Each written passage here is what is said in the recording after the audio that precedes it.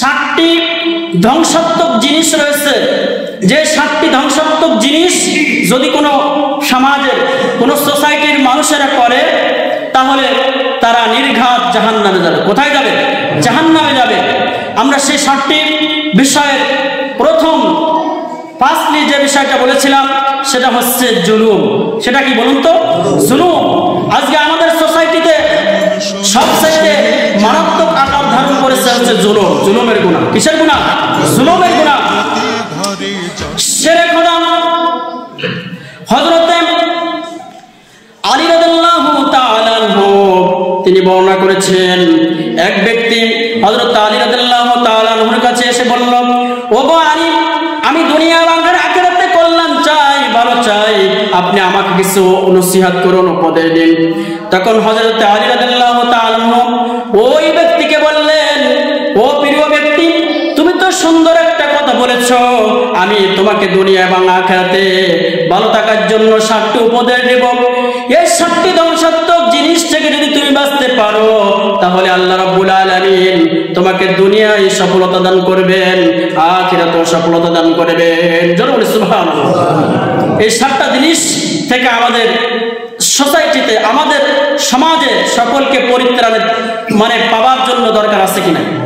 হযরত আলী রাদিয়াল্লাহুর উপদেশ ওই ব্যক্তির জন্য যেমন প্রযোজ্য, আলী রাদিয়াল্লাহু তাআলা আনহুর উপদেশ আমাদের জন্য প্রযোজ্য আছে না? আছে। জোরে কথা বললেন না কেন? আছে না নাই? সেই 7টির ফার্স্টলি যে বিষয়টা বলেছিলাম সেটা হচ্ছে জুলুম করা। এই বিষয়টা নিয়ে আজকের আর লম্বা আলোচনা করব না। জুলুম করা বিষয়টা নিয়ে গত জুম্মায় আলোচনা করেছিলাম, তারপরে একটু টাচ দিয়ে দিতে চাই। জুলুম করা, অন্যায় করা, মানুষের সম্পদ গ্রাস করা।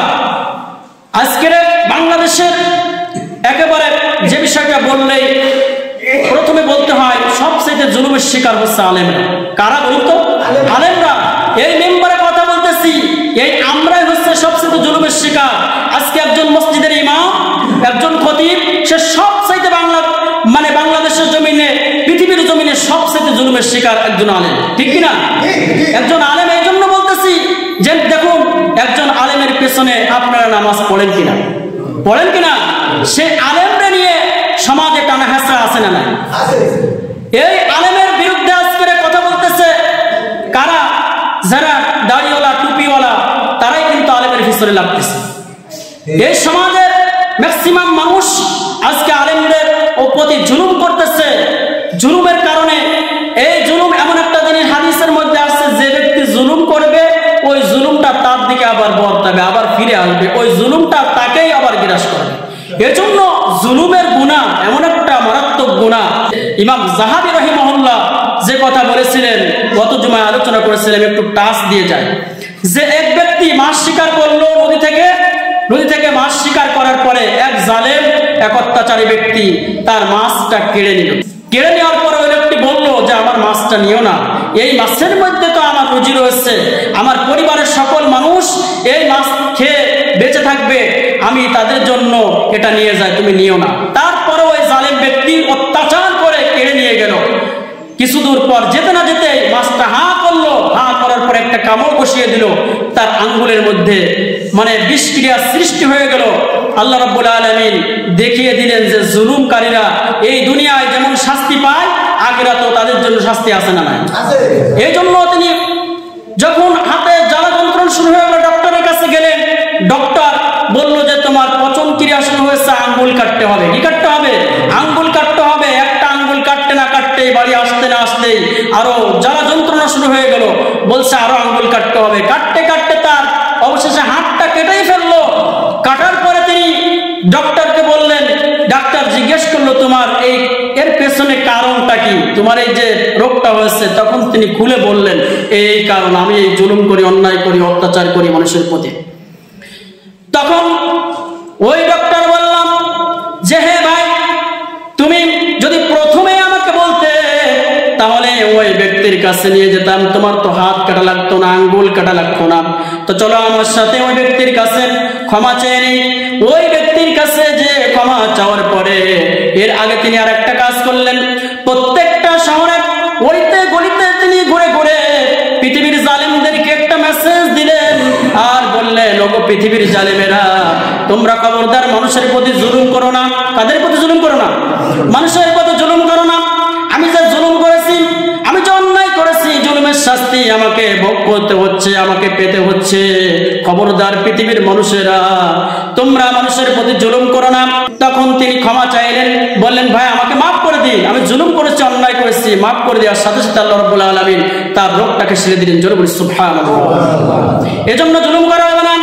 কোরআনে কারীম বলছে, কোরআনে কারীমের 13 নম্বর সূরা 14 নম্বর পারা সূরাতুল ইব্রাহিম এর 42 নম্বর আয়াতে কারীম আল্লাহ তাআলা বলছেন যে ওয়ালা তাহসাবান্নাল্লাহা গাফিলান আম্মা ইয়ামালুজ জালিমুন। খবরদার পৃথিবীর জালেমেরা, তোমরা মানুষের উপর অত্যাচার করো না, জুলুম করো না, নির্যাতন করো না। তোমরা যা কিছু করছো আমি আল্লাহ তাআলা দেখতেছি। কে দেখতেছেন? আল্লাহ তাআলা দেখতেছেন। এজন্য খবরদার, আমাদের সোসাইটিতে এই জুলুমটা সবচেয়ে বেশি আকার ধারণ করেছে। আমরা কোনো মানুষের প্রতি এইভাবে যদি জুলুম করি, অন্যায় করি, তাহলে কিন্তু আল্লাহর জান্নাতে আমরা যাইতে পারবো না। নাম্বার 2 নম্বরে হযরত আলী রাদিয়াল্লাহু তাআলা আনহু ওই ব্যক্তিকে যে উপদেশ দিয়েছিলেন, বলেছিলেন ভাই তুমি যদি এই গুনাহ থেকে বাঁচতে পারো তাহলে রব্বুল আলামিন তোমাকে দুনিয়ায় কল্যাণ দান করবে, আখিরাতেও তোমাকে কল্যাণ দান করবে। সেই বিষয়টা হচ্ছে খবরদার কোশ্চিন কালেও তুমি পৃথিবীতে বেঁচে থাকা কালীন অবস্থায় তোমার পিতা অথবা মা যদি বেঁচে থাকে তাদের সাথে কখনো জুলুম করবে না, তাদেরকে কখনো তাদের সাথে বেয়াদবি আচরণ করবে না, তাদের সাথে রূঢ় আচরণ করবে না। এই বিষয়টা হযরত আলী রাদিয়াল্লাহু তাআলা আনহু বললেন যে খবরদার পিতার সাথে আর খারাপ আচরণ করবে না, মায়ের সাথে আজ খারাপ আচরণ করবে না।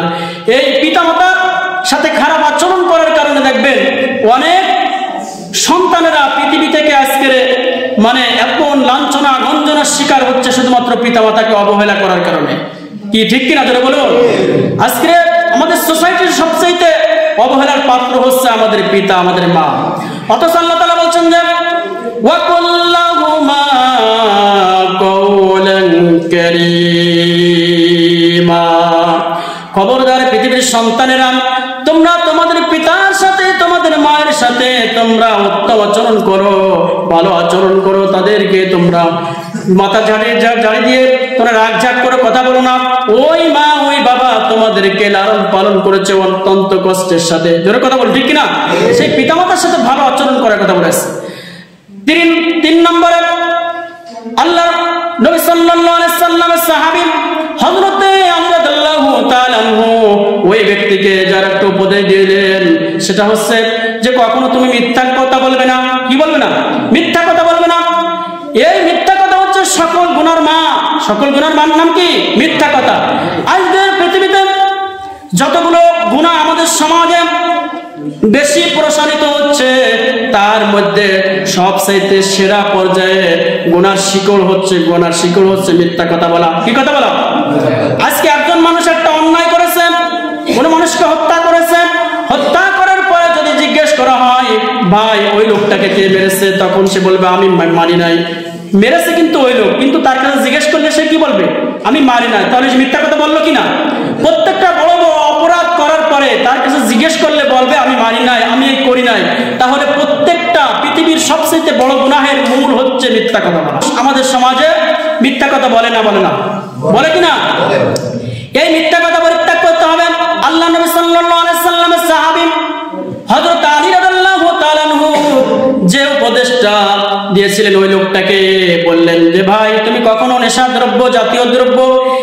জাতীয় জিনিস কখনো তুমি সেবন করবে না, মদ খাইবে না, তুমি জুয়া খেলবে না, নেশা জাতীয় যে সমস্ত দ্রব্য আছে এগুলো থেকে তুমি বিরত রাখবে।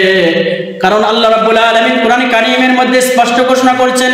কোরআন কারীমের 5 নম্বর সূরা 7 নম্বর পারা সূরাতুল মায়েদা এর 90 নম্বর আয়াতে কারিমার মধ্যে আল্লাহ তাআলা বলছেন ইয়া আইয়ুহাল্লাযীনা আমানু, আল্লাহ তাআলা বলছেন হে ঈমানদারগণ তোমরা ইন্নামাল খামরু ওয়াল মাইসির, তোমরা মদ খেও না, জুয়া খেলো না, ওয়াল আনসাব ওয়াল আজলামু রিজসুম মিন আমালিশ শাইতান, মদ জুয়া এবং ভাগ্য নির্ণায়ক এই সমস্ত কাজ হচ্ছে শয়তানের কাজ। কার কাজ? শয়তানের কাজ। এই সমস্ত জিনিস থেকে তোমরা বিরত থাকো, এটা বললেন আল্লাহ তাআলা। কে বললেন? তাহলে দেখেন জুলুম করা, মাতা পিতার অন্যায় মানে অপরাধ করা, মাতা পিতার সাথে নাফরমানি করা, মিথ্যা কথা বলা, নেশা জাতীয় দ্রব্য সেবন করা, এগুলো হচ্ছে সবচেয়ে বড় বড় গুনাহ। কি গুনাহ বলুন তো? সবচেয়ে বড় গুনাহ। পঞ্চম নম্বর, হযরত আলী রাদিয়াল্লাহু তাআলা আনহু ওই লোকটাকে বললেন, খবরদার তুমি জিনা করবে না। কি করবে না? জিনা করবে না। আল্লাহ নবী সাল্লাল্লাহু আলাইহি সাল্লামের ওই সাহাবী হযরত আলী রাদিয়াল্লাহু তাআলা আনহু ওই লোকটাকে বললেন, হে ভাই, তখনও তুমি জিনা করবে না, কারণ জিনাটা হচ্ছে মারাত্মক একটা গুনাহ। জিনা কিসের গুনাহ? মারাত্মক গুনাহ। আর আল্লাহ তাআলা এই জিনা সম্পর্কে কোরআনে কারীমের 17 নম্বর সূরা 15 নম্বর পারা সূরাতুল ইসরা এর 32 নম্বর আয়াতে কারীমার মধ্যে বলেছেন, ওয়ালা তাকরাবুজ জিনা, তোমরা জিনার কাছেও যেও না। কে বলছেন এই কথা বলুন তো? আল্লাহ তাআলা। তা আমাদের সমাজে, আমাদের সোসাইটিতে এই জিনার গুনাহ কম না বেশি বলুন তো? জোরে কথা বলেন না কেন, কম না বেশি? আজকে আমাদের সোসাইটিতে সবচাইতে জিনার গুনাহ মারাত্মক আকার ধারণ করেছে। আল্লাহ তাআলা বলেছে, ইন্নাহু কানা ফাহিশাতাও ওয়া সাআ সাবিলা, নিশ্চয় এটা একটা মহা অপরাধ, গুনাহের কাজ, ফাহিশা কাজ, এটার কাছেও জানা। ষষ্ঠ নম্বর হচ্ছে, আল্লাহ নবী সাল্লাল্লাহু আলাইহি ওয়াসাল্লামের ওই সাহাবী বললেন যে অহংকার করবে না, কখনো তুমি অহংকার করবে না। কি করবে না? অহংকার করবে না। অহংকার করা এটা হচ্ছে সবচেয়ে বড় জুলুম। তোমাকে আমি আল্লাহ রাব্বুল আলামিন, হে পৃথিবীর মানুষেরা, তোমাদেরকে সম্পদ দিয়েছি আমি আল্লাহ তাআলা। সম্পদ দিয়েছে কে? আল্লাহ। সম্পদ দিয়েছে আল্লাহ তাআলা। সেই সম্পদ আল্লাহ দিয়েছে, সুতরাং আল্লাহ রাব্বুল আলামিন যে সম্পদ দিয়েছে এই সম্পদের অহংকার করা যাবে না। তোমাকে আল্লাহ তাআলা আমি গাড়ি দিয়েছি, বাড়ি দিয়েছি, ইন্ডাস্ট্রি দিয়েছি, সব কিছু দিয়েছি। অহংকার করলে পৃথিবীতে একজন করবেন, তিনি আল্লাহ। তিনি কে? আল্লাহ। হে পৃথিবীর মানুষেরা, আল্লাহ নবী সাল্লাল্লাহু আলাইহি ওয়াসাল্লাম হাদিসের মধ্যে বলেছেন এই অহংকার সম্পর্কে, আল কিবরিয়া উরিদাই, অহংকার করা হচ্ছে আমার চাদরের সমতুল্য। যে ব্যক্তি অহংকার করবে সে যেন আমার চাদর নিয়ে টানাটানি করবে। জোরে বলি নাউযুবিল্লাহ। পৃথিবীর কোন মানুষ কি অহংকার করতে পারে? না। জোরে কথা বললেন না কেন? পারে?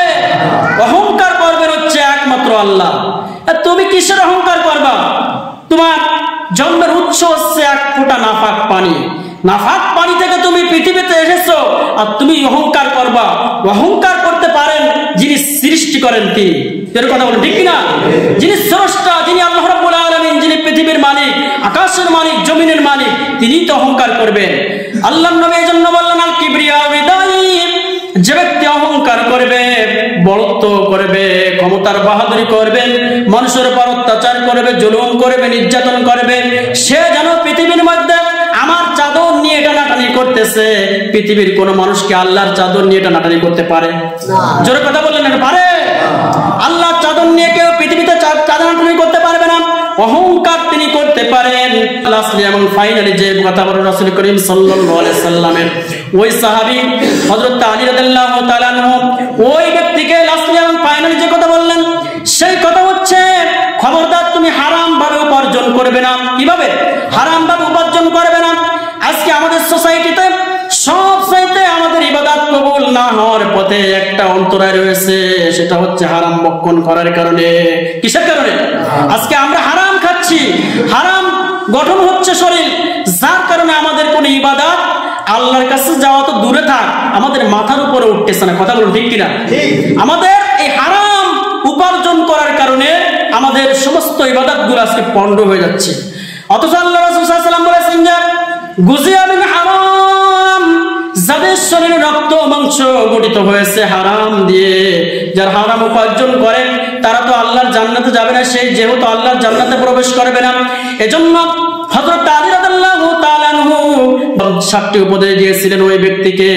এই 7টি উপদেশ আমাদের সকলের মানা দরকার আছে না নাই? জোরে বলেন আছে না নাই? আবার বলছি 7টি উপদেশ কি? প্রথম নাম্বার হচ্ছে জুলুম কারোর উপর করা যাবে না, করা যাবে। দ্বিতীয় নম্বর হচ্ছে পিতামাতার সাথে কখনো অবাধ্য আচরণ করা যাবে না, খারাপ আচরণ করা যাবে না। তৃতীয় নম্বর হচ্ছে মিথ্যা কথা বলা যাবে না। চতুর্থ নম্বর হচ্ছে নেশাজাতীয় দ্রব্য সেবন করা যাবে না।